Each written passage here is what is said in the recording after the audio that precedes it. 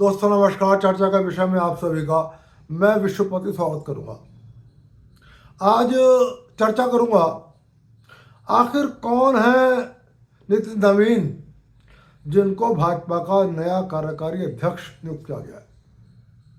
उनकी नियुक्ति पर क्या कहना है भारत के विपक्षी दलों का, और जबकि क्या कहना है भाजपा के लोगों का। नितिन नवीन किसी के मोहरा है या राजनीति के खिलाड़ी हैं, चर्चा इस बात पर भी करूंगा।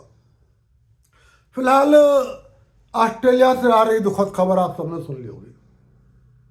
सिडनी में अपना त्यौहार मना रहे लोगों पर 2 मुस्लिम आतंकवादियों ने हमला किया।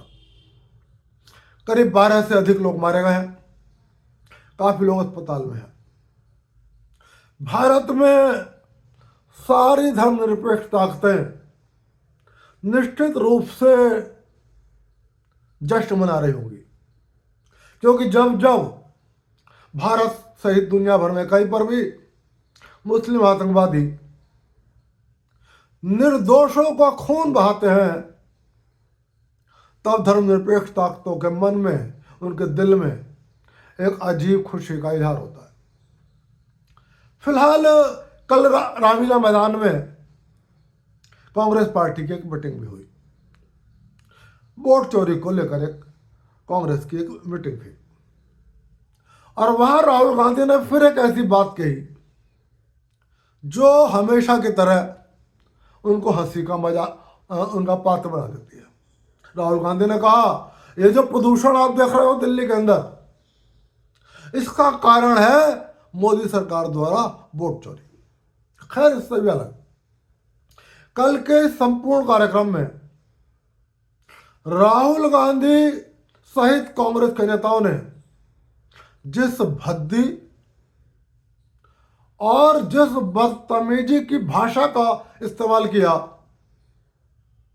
वो मुझे बार बार उन 2-3 प्रमुख ज्योतिषियों की भविष्यवाणी याद दिला देती है, जो ये कहती हैं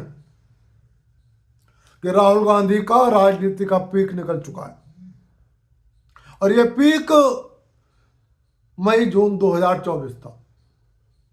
और उनका कहना है कि राहुल गांधी का स्तर लगातार गिरता जाएगा और स्थिति यह हो जाएगी कि विपक्ष के नेता भी उन्हें अपने बगल में बैठाने में संकोच करेंगे, और 2029 आते आते राहुल गांधी कहीं का नहीं रहेंगे।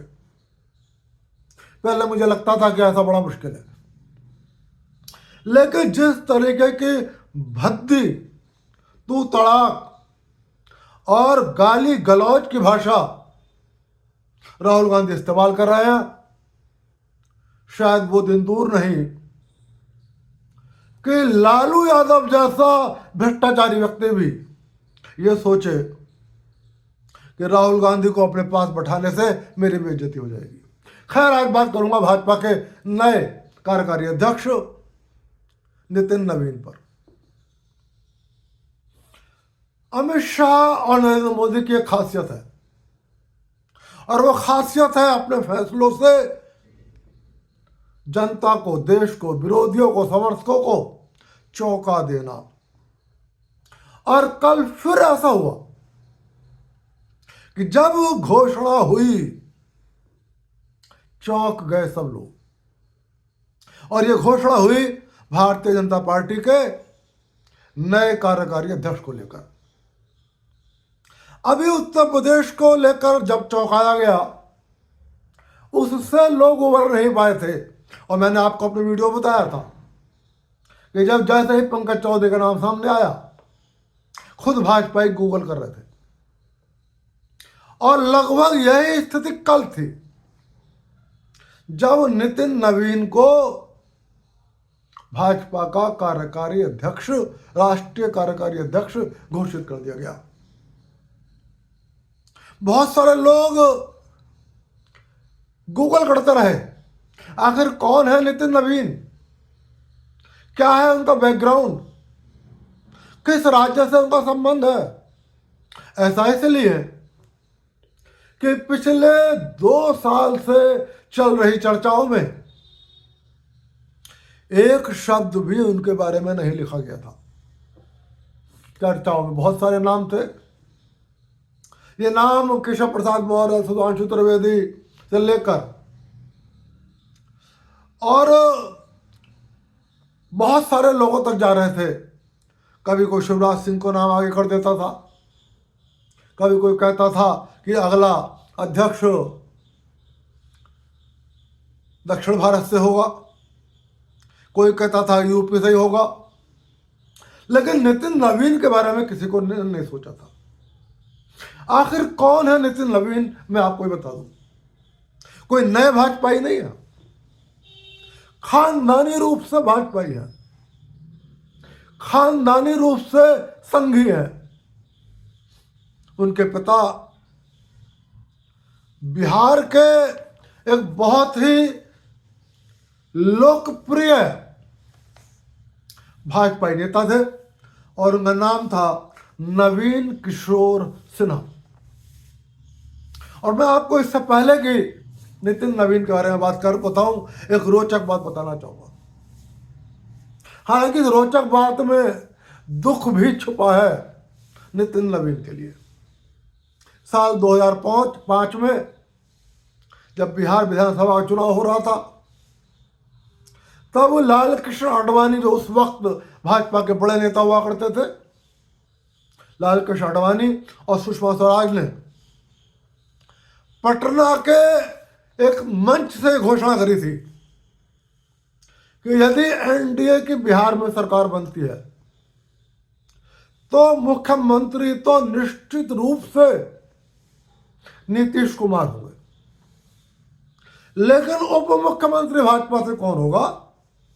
उन्होंने कहा कि विधान सभा के चुनाव में जो भाजपा का नेता सबसे ज्यादा वोटों से चुनाव जीत कर आएगा, वो बिहार में भाजपा की ओर से उप मुख्यमंत्री चुना जाएगा। और तब उस चुनाव में नितिन नवीन के पिता, जिनका नाम है नवीन किशोर सिन्हा, ये पटना पश्चिमी से, जिसे बांकीपुर विधानसभा सीट कहते हैं, वहां से 86,119 वोटों से जीत दर्ज की थी। इतने वोट मिले नहीं थे, इतने वोटों से जीत दर्ज करी थी। और ये बिहार में सबसे ज्यादा वोटों से जीत थी। न जाने कितने विधायकों को 86,000 वोट भी नहीं मिले थे, लेकिन नितिन नवीन के पिताजी ने 86,119 वोटों से जीत हासिल करी और उनको ही बिहार का उप मुख्यमंत्री बनना था। लेकिन दोस्तों, शायद नियति को ऐसा मंजूर नहीं था, या यह भी कह सकता हूं कि नवीन किशोर सिन्हा जी के भाग्य में ऐसा नहीं था।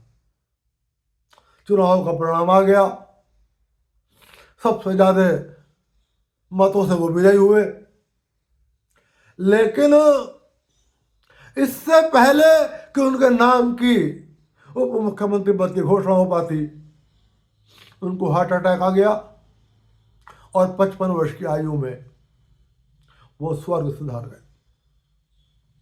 उस वक्त उनके बेटे नितिन नवीन की आयु मात्र 26 साल थी। तब बाद में चुनाव हुआ उस सीट पर और भाजपा के नेतृत्व ने नवीन किशोर सिन्हा जी की पत्नी को ये से कहा कि आप पटना पश्चिमी से चुनाव लड़ लें, उपचुनाव लड़ लें। लेकिन नवीन किशोर सिन्हा जी की पत्नी ने चुनाव लड़ने से इनकार कर दिया और उन्होंने ये कहा कि उनका पुत्र अब 26 साल का है, वो ये चाहेंगी कि उपचुनाव अपने पिता के जगह पर बेटा नितिन नवीन चुनाव लड़े। और इस तरीके से 2006 में ये उपचुनाव हुआ और 2006 के इस उपचुनाव में नितिन नवीन पहली बार विधायक चुने गए। और उसके बाद 2006, 2010, 2015, 2020 और 2025 लगातार 5 बार पटना के बांकीपुर विधानसभा सीट से नितिन नवीन भारतीय जनता पार्टी के टिकट पर विधायक चुने गए। मैंने जब परसों यूपी भाजपा के अध्यक्ष पर वीडियो बनाया था तब भी एक बात कही थी, पंकज चौधरी को लगातार 9 बार टिकट मिला और उन्होंने महाराजगंज से 7 बार लोकसभा में जीत हासिल करी। आज के दौर में यह अपने आप में बहुत बड़ी बात है। ना तो 9 बार किसी को टिकट मिलता है और ना लोग इतने बार लगातार अपनी लोकप्रियता को बनाए रखते हैं। यही स्थिति नितिन नवीन की है। जिस तरीके से नितिन नवीन के पिता बेहद लोकप्रिय थे कार्यकर्ताओं के बीच में और आम जनता के बीच में, वही मुकाम हासिल किया नितिन नवीन ने। और 2006 के उपचुनाव जीतने के बाद से ना उनका कभी टिकट कटा और ना वो चुनाव हारे। और इस तरीके से फिलहाल वो 5वीं बार पटना के बांकीपुर विधानसभा से विधायक है। और इस वक्त बिहार की नीतीश कुमार सरकार में सड़क निर्माण मंत्री है। नितिन नवीन ने भी कोई साधारण स्तर की जीत दर्ज नहीं करी है। यदि मैं मात्र 2020 की बात करूं तो 2020 में नितिन नवीन को 83,000 वोट मिले थे और उन्होंने कांग्रेस के प्रत्याशी को 40,000 वोटों से पराजित किया था। यदि मैं वर्ष 2025 की बात करूं तो यह जीत का आंकड़ा भी बढ़ गया, प्राप्त मतों का आंकड़ा भी बढ़ गया। और एक और रोचक बात बताऊंगा आपको कि पटना के बांकीपुर विधानसभा सीट कांग्रेस को दे दी थी लालू प्रसाद यादव ने, लेकिन कांग्रेस पार्टी के अंदर कोई भी नेता नितिन नवीन के खिलाफ चुनाव लड़ने को तैयार नहीं हुआ।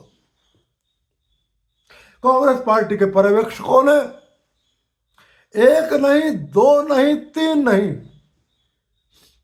5 लोगों को टिकट ऑफर करा कि आप बांकीपुर विधानसभा सीट से नितिन नवीन के खिलाफ चुनाव लड़ जाओ।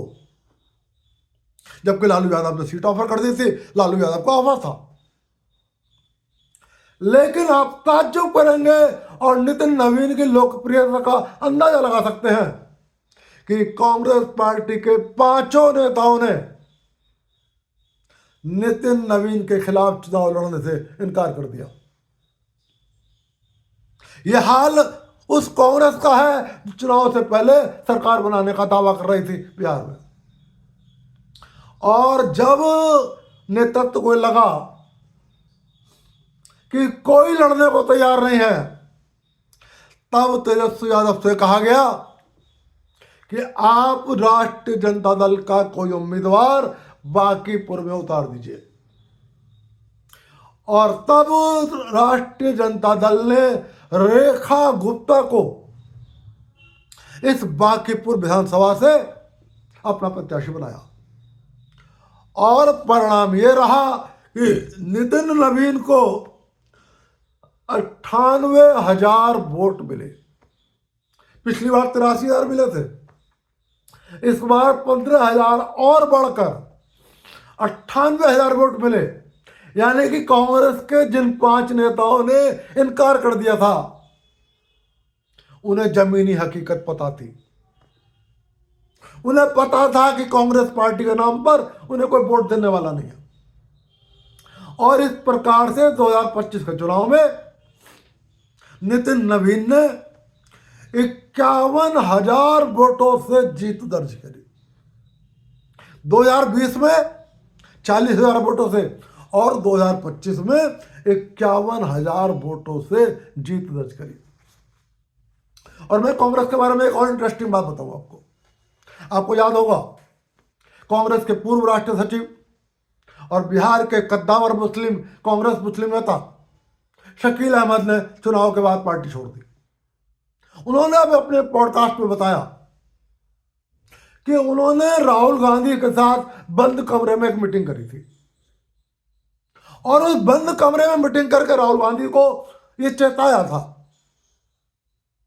कि जिस तरीके से आप कांग्रेस पार्टी को बिहार में लेकर चल रहे हो,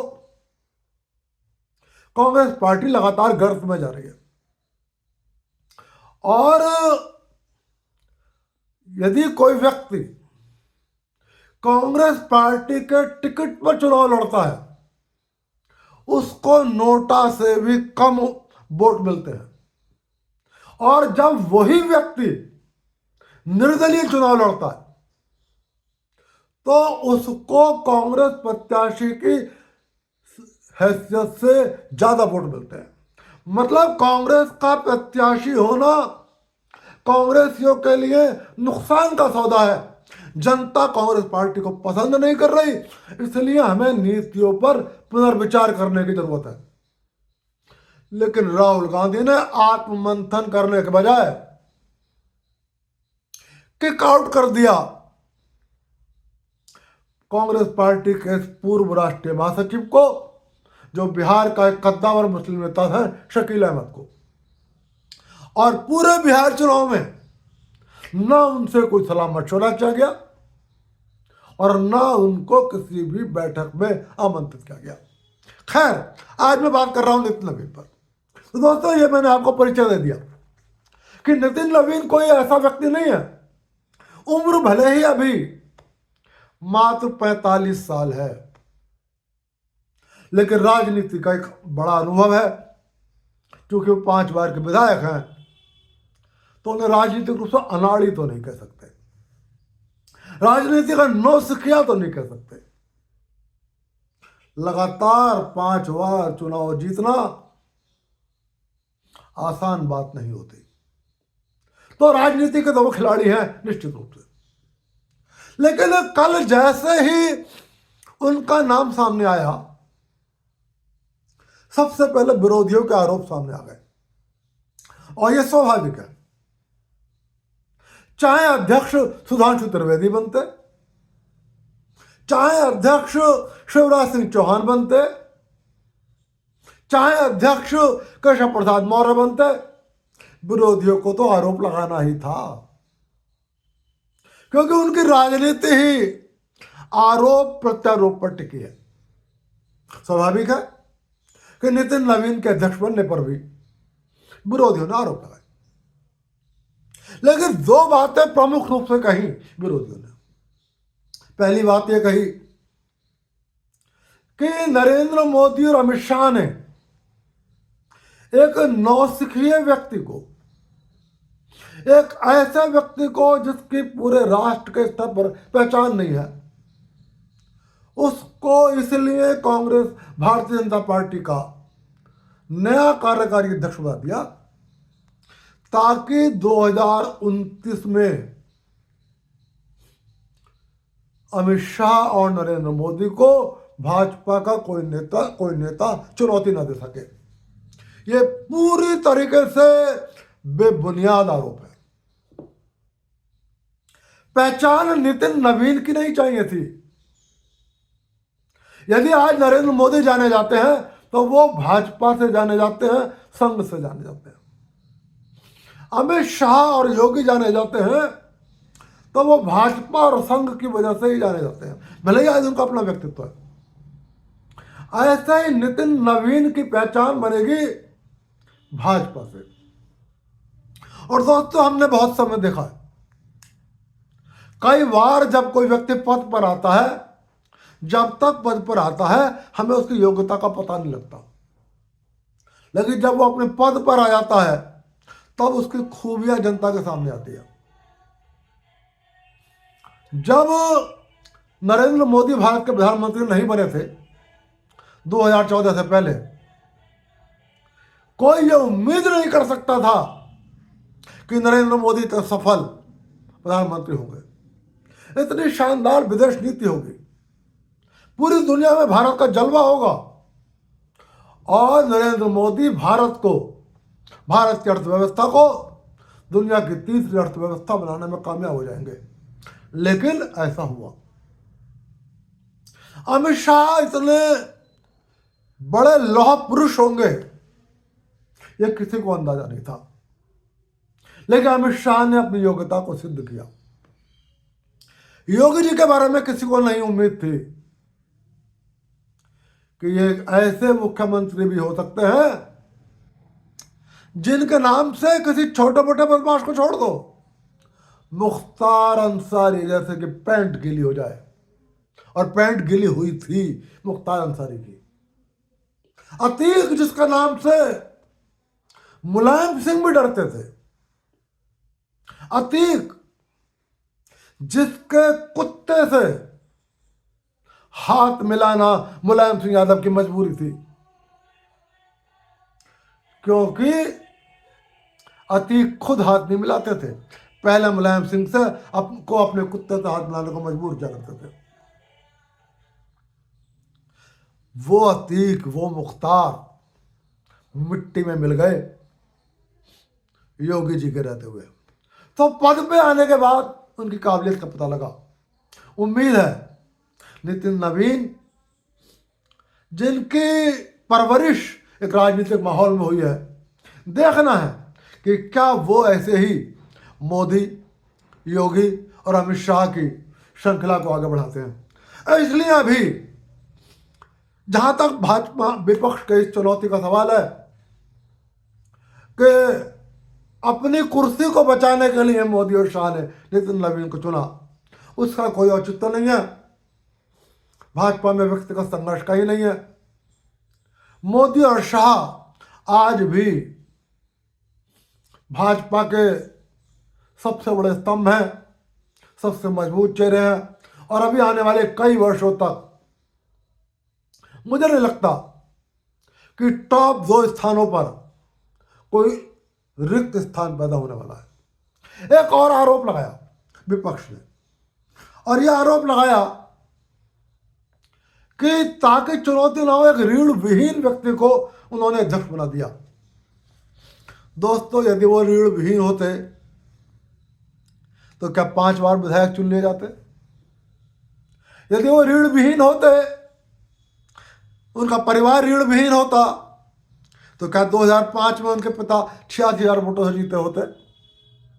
यदि नितिन नवीन रीढ़ विहीन होते तो क्या कांग्रेस पार्टी के 5 लोग टिकट से इनकार कर देते और कांग्रेस पार्टी मजबूरी में यह सीट राष्ट्रीय जनता दल को वापस करती? यह कहना बचकानी बात है। हालांकि नितिन नवीन कितने सफल होंगे इस पर मैं अभी कुछ नहीं कहूंगा, क्योंकि हमें नितिन नवीन की कार्यशैली को देखना होगा। नितिन नवीन कितना खरा उतरते हैं मोदी की आकांक्षाओं पर, शाह की आकांक्षाओं पर, भाजपा की आकांक्षाओं पर, इसके लिए देखना होगा। उधर भाजपा के लोगों की ओर से कहा गया कि यह भाजपा में ही संभव है कि एक कार्यकर्ता जो पटना में एक साधारण कायस्थ परिवार में जन्मा है, वो वोट बैंक की चिंता के बिना, क्योंकि कायस्थ इतना बड़ा वोट बैंक नहीं है कि उसका राष्ट्रीय अध्यक्ष चुना जाए, लेकिन वोट बैंक की चिंता के बिना उसको नया कार्यकारी अध्यक्ष बना दिया गया। तो एक ऐसे युवा को टिकट मिलना, को अध्यक्ष बनना, ये भाजपा में संभव है। ना सपा में ये संभव है, ना राष्ट्रीय जनता दल में संभव है, और कांग्रेस में तो सोचना भी बेकार है। गांधी परिवार से बाहर किसी व्यक्ति को कुर्सी नहीं मिलती, और यदि मजबूरी में कुर्सी दी जाती है तो आपको याद होगा सीताराम कुर्सी की, सीताराम केसरी की धोती खोल दी गई थी और मल्लिकार्जुन खड़गे गए कि कोई हैसियत नहीं है। वो कांग्रेस पार्टी के अध्यक्ष कम लगते हैं, एक कर्मचारी ज्यादा लगते हैं। और भाजपा के लोगों की ओर से यह भी कहा गया कि ये नया नेतृत्व तैयार करने की तैयारी है। शिवराज सिंह चौहान, राजनाथ सिंह जी, ये सब अब उम्र के एक दर्जे पर पहुंच गए। भाजपा नया नेतृत्व तैयार करना चाहती है। नरेंद्र मोदी, अमित शाह, राजनाथ सिंह, शिवराज सिंह, ये चाहते हैं कि हमारे रहते रहते भाजपा में एक नया नेतृत्व पैदा हो जाए।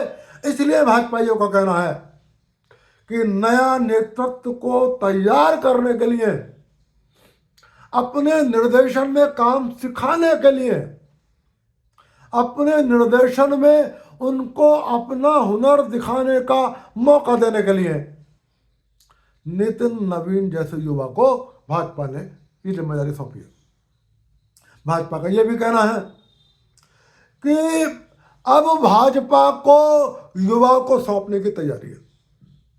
यह हो सकता है भाजपा का नेतृत्व नरेंद्र मोदी, अमित शाह चाहते हैं कि अब योगी जी से लेकर नितिन नवीन तक के जो उम्र के लोग हैं ये अपने रहते हुए तैयार कर दें, ताकि इनके स्थान रिक्त करने पर भाजपा में शून्य जैसी स्थिति पैदा ना हो जाए। हालांकि थोड़े से राजनीतिक विश्लेषक ये भी कह रहे हैं कि ये बिहार चुनाव को ध्यान में रखकर, बंगाल चुनाव को ध्यान में रखकर फैसला हुआ है। मैं इससे सहमत नहीं हूं। बंगाल में भी कायस्थ मतदाता बहुत है और उन कायस्थ मतदाताओं को भाजपा की ओर आकर्षित करने के लिए फैसला है, लेकिन मैं इस बात से सहमत नहीं। और मुझे नहीं लगता, हाँ ये बात सही है कि बंगाल और बिहार की सीमा लगती है। बंगाल में बिहार के लोग बहुत हैं और बिहार में बंगाल के लोग बहुत हैं। और नितिन नवीन भी जब भारतीय युवा जनता मोर्चा के राष्ट्रीय महासचिव थे तब वो सिक्किम, पश्चिम बंगाल, देश भर के उन्होंने दौरे करे हैं और वो बंगाल की परिस्थितियों से वाकिफ है, ऐसा कहा जाता है। लेकिन बंगाल के लिए उनको अध्यक्ष बनाया गया है, मैं फिलहाल इस बात से सहमत नहीं हूं।